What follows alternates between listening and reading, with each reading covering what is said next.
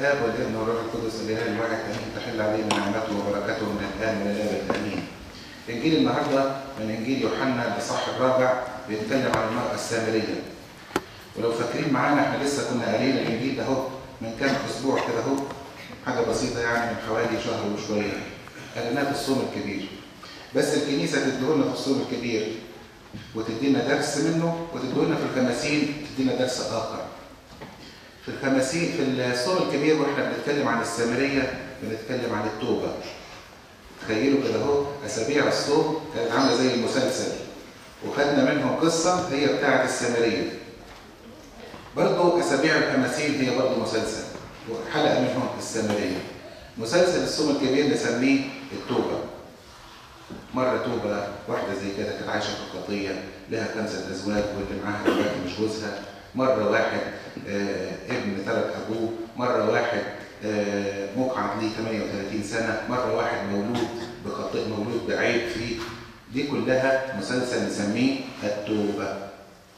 مسلسل الخماسين بيكلمنا عن وسائل الراحة. عايز ترتاح؟ تعال اتفرج كده اهو على الخماسين. كل اسبوع يديك وصفة. بعد حد القيامة جالنا حد توما، فالاسبوع بتاع توما ده هو اللي كان بيشك ما نسموش اسبوع الشك، نسميه اسبوع الايمان، لان توما في ايمانه كان عظيم. فاول وصفة من وصفات الراحة اللي تريحك هي الايمان. الوصفة الثانية في الاسبوع اللي بعده كان بيكلمنا عن انا هو خبز الحياة. فلما يكلمنا عن الخبز يعني بيدينا وصفة للشبع. النهاردة بيكلمنا عن المرأة السامرية والمية والبير، وإنسانة كانت عايشة للجسد ومش شبعانة لغاية لما لقت الشبع والارتواء في شخص المسيح. الوصفات بتاعت الخماسين ده هي وصفات مضمونة. ليه مضمونة؟ كل الناس بلا استثناء جربت إشباع الجسد، وسائل الراحة بتاعت الجسد. ادي الجسد زي ما انت عاوز، عمره ما هيقول لك كفاية شبعت. مش كده؟ أبدا. كلنا مجربين الحكاية دي.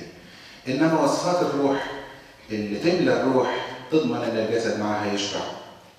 ما هو مش في 2 جوانا بيتخانقوا مع بعض؟ جسد وروح، الاثنين اللي بيتخانقوا مع بعض دول، طب ريح واحد فيهم الثاني يرتاح. اي بيت فيه خناقه، لو واحد فيهم اتنازل عن حقه خلاص البيت ارتاح، مش كده ولا ايه؟ اي خناقه ريح طرف الثاني يرتاح. لكن في الانسان لو ريحت الجسد الانسان ما يرتاحش. والخبره تقول لك كده اهو، الخبره اتعلمت كده اهو. ايه اللي يريح الجسد؟ تريح الروح. الروح مش هترتاح غير في المسيح. يقول واحد من الحكماء ان ربنا لما خلقنا خلق فينا شويه فراغات، حتت كده فاضيه. عارفين اللعبه بتاعت الاطفال اللي فيها يحط مربع هنا ويحط مثلث هنا ويحط نجمه هنا، في شويه فراغات.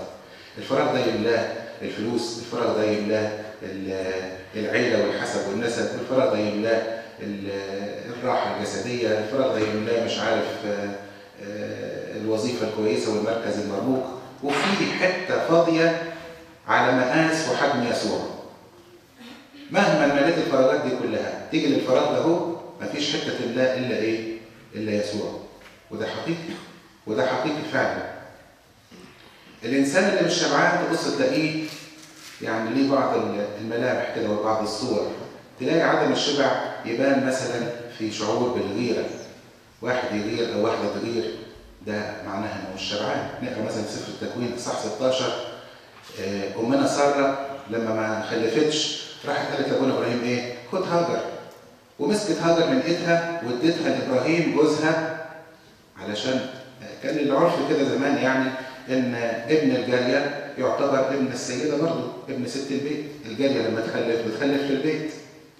مجرد ما ان هاجر حبلت يقول لك ايه؟ صغرت مولاتها في عينيها. ما هي مؤاخذه يعني جاريه، ما تاخذونيش يعني جاريه. اول ما شافت نفسها يعني واحده ست وجوزها اتجوزها وبقت حامل، صغرت مولاتها يعني احتقرت ساره. فساره لان حاسه بالنقص في الحته دي، فحصل ايه؟ حكمت على ابراهيم انه يطرد هاجر وابنها. مش كده ولا ايه؟ ده شعور بالنقص، شعور بعدم الشبع، شعور ان في حاجه ناقصاني. ما يملاش الشبع ده غير المسيح. انسان تاني عايش في شجار وخناق ونكد عمال على بطال، دي علامه من علامات عدم الشبع.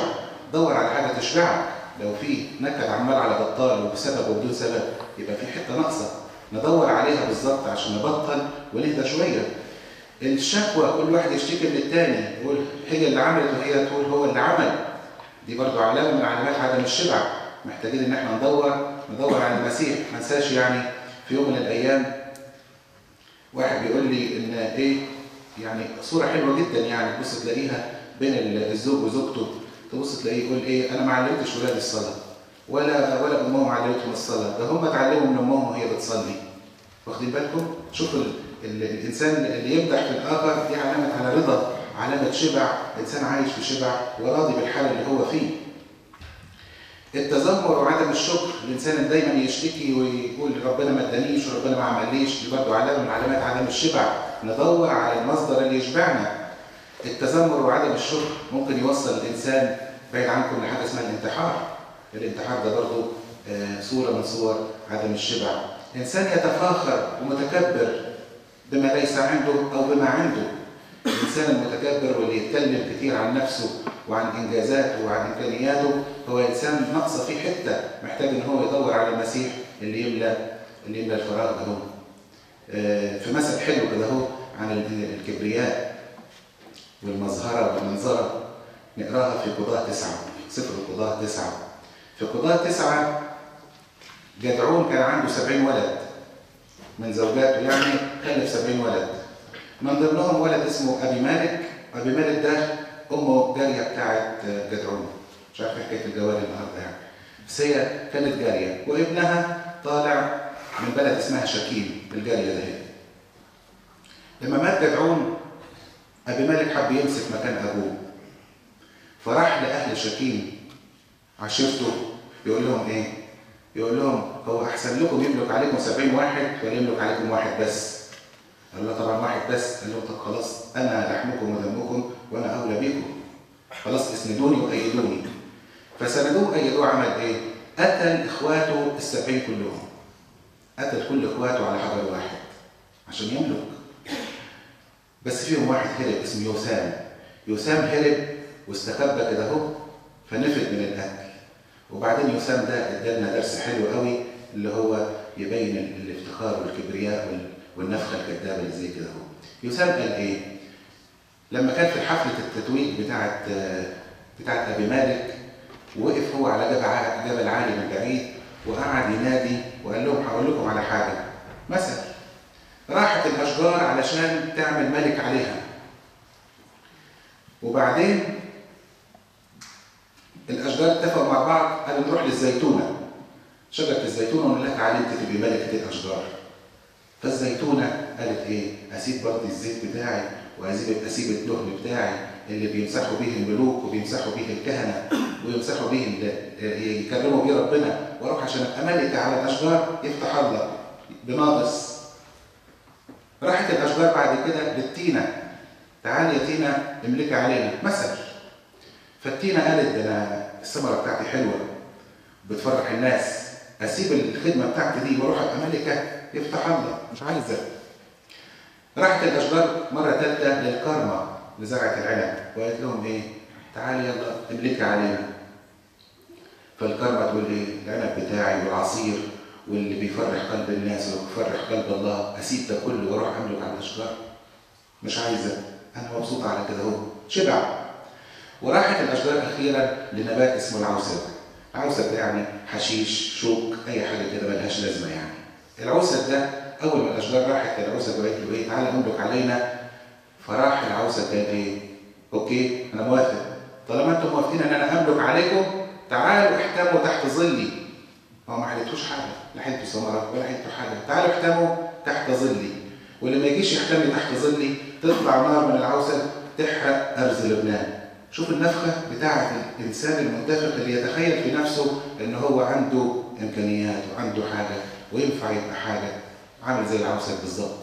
نفس الصوره ده هي. دي صوره من صور عدم الشبع. طبعا نهايه القصه ابي مالك ده هو ملك 3 سنين واتقتل بايد عشيرته واخواته اللي هم اهل شكيم دول. وقعت خلاف بينهم وقتلوه وخلصوا منه. خدوا بالكم الواحد، بعض الناس زهق من تكرار الاكل كل يوم، نفس الصنف كل يوم، ونسينا ان في ناس مش عندها اي نوع من الاكل، مش لاقيين ميه الشرب. في ناس بتدور في وسائل يعني انقاص الوزن، ولا وسائل الواحد يجمل جسمه ازاي، ولا مش عارف ايه، ونسينا ان في ناس بتصوم غصب عنها اضطراريا، مش لاقيه الطعام. الانسان اللي بيدور على الشبع مش هيلاقيه في المسيح. حتى يا اخواتي ابرار العهد القديم، حتى ابرار العهد القديم، قديسين العهد القديم، الناموس ما اشبعهمش. بيقول كده بولس الرسول: كان الناموس مؤدبهم الى المسيح. الناموس عمال يوظف فيهم ويعلمهم لغايه لما يروحوا لمين؟ للمسيح. حتى ابرار العهد القديم ما كانوش لاقيين الشبع. عشان كده يقول ايه؟ ركضوا على رجاء القيامه، او ركضوا في المسيح. نقول عليهم ركضوا في المسيح رغم ان ما شافوش المسيح، لكن ركضوا على الايمان بالمسيح. حتى الانسان اللي بيكرس نفسه او اللي بتكرس نفسها، في الظاهر ان الانسان ترك كل شيء بكل انواع التكريس. الانسان ترك كل شيء والتصق بربنا، صوره حلوه، لكن ما كانش قبل ما يترك كل شيء قلبه اتملى بربنا، ما ينفعش يسلك ويكرس نفسه. حتى المكرس لازم يمتلئ، ولما يمتلئ بعد شويه يلاقي نفسه لا محتاج دي ولا محتاج دي ولا محتاج ده، خلاص الحاجه الى واحد، الانحلال من الكل للارتباط بالواحد. عشان كده مهما امتلك الانسان من وسائل الشبع هيظل يبحث عن المزيد، كل شويه يدور على المزيد. يقول لك بس ايه، اخلص دراسه، بعد ما يخلص دراسه يقول لك بس اكون نفسي واتجوز، يتجوز يقول لك بس اشوف ولادي، بس ولادي يكبروا، بس يتجوزوا، ويفضل الانسان يبحث عن المزيد. ما يوصلش لحاجه يقول لك كفايه كده يا رب شبعت من الدنيا. ما فيش واحد ابدا سمعناه يقول كده اهو، الا عدد قليل من القديسين اللي بيقولوا كده اهو. والامثله للناس اللي مش شبعانين كتير. يعني في الكتاب المقدس نقرا عن المثل الغني اللي شرحه ربنا يسوع المسيح. انسان، لا اسف مش ده، الغني الغبي الانسان اللي اخصبت كورته، ده الغني والعازر، انا اسف. كورته وعنده ممتلكاته ابتدت تتسع وقال لك بس ده انا هعيش للابد، اهدم مخازني وابني مخازن اخرى واقول لنفسي اتمتعي واشبعي لسنين محطوطه امامك خيرات كثيره. جه ربنا قال له يا ايه؟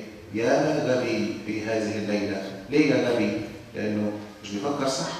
الانسان بيفكر لتحت رجليه وبس. انت لو تاجر تعرف تفكر وتعمل خطط للسنين اللي جايه، مش تفكر تعيش النهارده ازاي بس. هو دي الحكمه، ان الانسان يدور على الحياه اللي فيها شبع. مثل تاني من الامثله في ملوك الاول اصحاح 21، اخاب الملك، كلنا عارفين القصه. اخاب لما حته ارض صغيره جنب القصر بتاعه مش ملكه بس عينه فيها.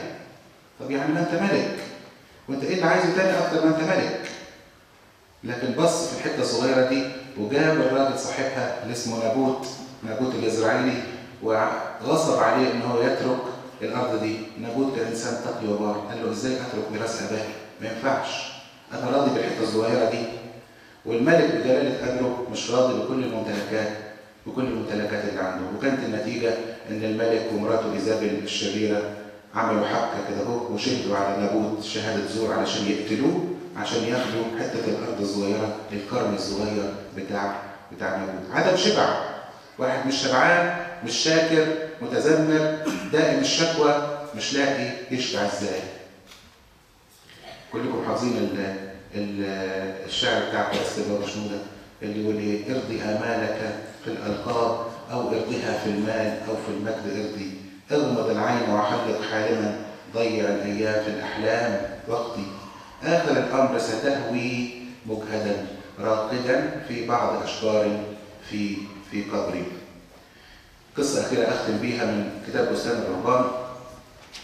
2 رهبان اصدقاء، واحد منهم كان متعود ان هو يشوف ملائكه ومتعزي كده هو.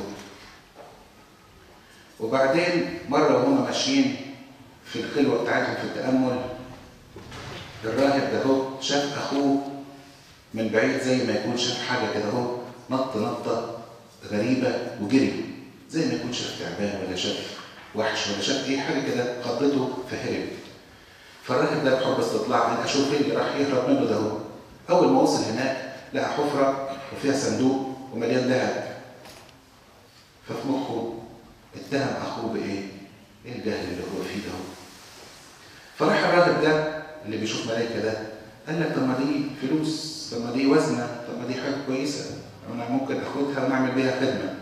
فعلا هو اخدها وعمل بيها خدمه، نزل من البريه وقضى سنين معينه كده اهو، وانفق كل الاموال ده اهي، عمل مستشفى، عمل دار للغرباء، عمل دار للايتام، مدارس، مش عارف ايه، كل الحاجات دي انفق كل الفلوس في اعمال الخير. وبعد ما ادى المهمه الراجل رجع للبريه مره ثانيه. غلط في حاجه؟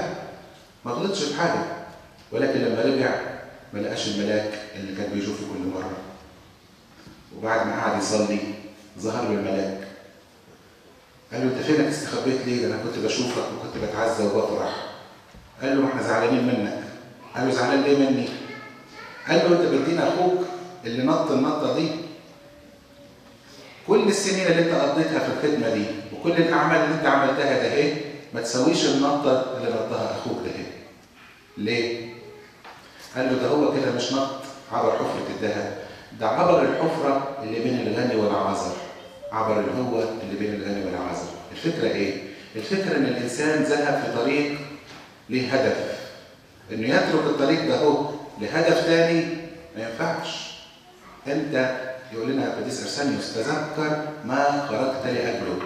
الانسان اللي ماشي في هدف وعينه في هدف ثاني ده دليل على عدم الشبع. انسان ناقصاه حاجه بيدور عليها. ليه ما لقيتش هدفك في الطريق اللي انت اخترته او اللي اخترته لك ربنا؟ واخدين بالكم؟ هي دي الفكره. الله يعطينا حياه الشبع في المسيح يسوع. وكل مره تابعوا معانا مسلسل الشبع ده لغايه لما نوصل للراحه، للتعزيه الكبيره اللي في عيد العنصره اللي هي حلول الروح القدس. قال ايه؟ المعزي، اللي هو كمالة الفرحه ان الروح القدس يحل علينا فيكتمل الراحه والفرحه بتاعتنا. لإلهنا كل مجد وكرامه من الان والى الابد امين. ابونا برسوم الانبا بشوي والاسره هيعملوا تذكار الأربعين لاختنا حنان يوم الاحد اللي جاي في القداس الثاني. في القداس الثاني هيصلوا تذكار الأربعين. ربنا يكافئكم عن مجاملتكم. لإلهنا كل مجد وكرامه.